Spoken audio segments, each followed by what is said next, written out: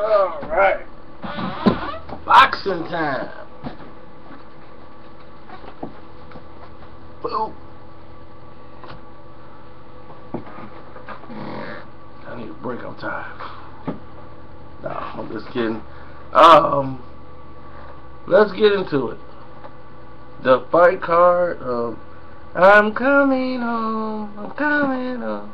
Danny Garcia going to his home of Puerto Rico. Now, let's get into that fight card, because I really like the fight card. Ponce de Leon, Juan Lopez. A lot of people criticizing the fight. That shouldn't happen. This fight's ridiculous. Both of these guys are done. Which is going to lead to an exciting fight of somebody going to the camps. To open up with this fight, I think Showtime is going to show this fight on like their Showtime Extreme. So you're going to get this fight before everybody else. You know, before they even go into the regular telecast. So, because they're going to show you the Canelo and Gulo fight, which is the mummy stalking a live human being. Now, let's go into a fight of contrast of styles. With Juan Lopez, both guys' careers are basically this is it if they lose. Juan's been knocked out 3 of his last 4 fights, and a lot of people have lost a lot of respect for him, and you know, they think it's time to hang it up. But he has knockout power, and one of his successful victories is over Ponce de Leon, which he stopped the rise of Ponce de Leon when he was known as the man at that time. Both guys hit extremely hard, and I'm very intrigued to see it. I'm not really caring about belts and situations, just the fight itself. Deontay Wilder versus Malik Scott, another great matchup where these guys' 2 styles can lead to something very exciting to happen.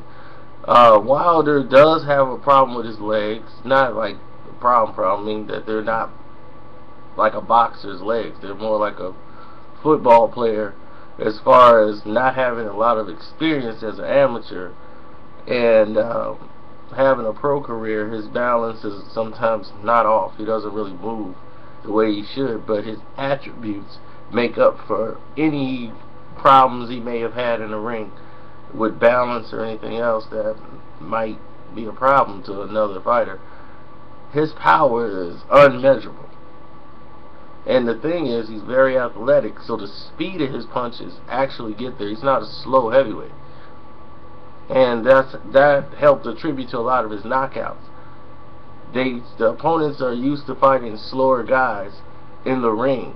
So when it's trying to gauge his speed of his punches and trying to get the range and the timing, when he throws his knockout punches, it comes at like an accelerated rate. The fighter's not expected to get hit. At least they not that hard. And wham! You know, before they can even, you know, get themselves together, collect themselves, or try to gauge a little distance, they're already knocked out. Now, Malik Scott is seasoned enough. He's been knocked out in this fight, so he knows what it feels like to get rocked, buzzed, and basically survive and get himself back in there. So I'm thinking he can push this fight back. But Malik Scott comes to a crossroads of, do you want to be an internet star or a guy that's on Facebook just doing this, or are you going to strive to become world heavyweight champion? Some people want to be celebrities, other people want to be the heavyweight champion of the world or champion of the world. And he's at a crossroads where he's got to decide that this is the fight that's going to make or break me, and I can do it. I have a game plan. This is what it's going to be. Instead of I'm tougher than him, I'm just going to go in there and beat him. Champions have plans, fight plans, game plans. You know, I'm just very interested to see how that materialized. But I see Wilder winning this fight by knockout. And if I didn't say, I see Ponce de Leon winning the fight too, by knockout. Now, the main event, Danny Garcia versus Mauricio Herrera. Mauricio Herrera is probably one of the least talked about fighters from Mexico because he looks more Hispanic. And and the fact is, he doesn't box like them. He uses his jab consistently, maintains distance, throws combinations. His problem is he's not a strong guy at 140. Doesn't have a lot of power. Great boxing skills and ability, but he's in a weight class where if he was fighting guys that are moving up from 135, he would destroy them. You know, guy's got a tough chin. It's hard to knock him down or knock him out. And if you do knock him down, he gets up and keeps fighting. And this guy's non-stop. And normally the guys that gave him fits in the ring were guys that applied pressure, considerably amount of pressure. Danny Garcia is not one of those fighters. He's not a pressure fighter. He's a counter puncher. And his punches he throws is to open you up so he can catch you with a counter shot. And that's where his shock and awe come in at, and then he overwhelms you. This plays into the favor of Herrera. If Herrera just box and avoid mistakes, he will probably be in the runnings to upset Danny Garcia.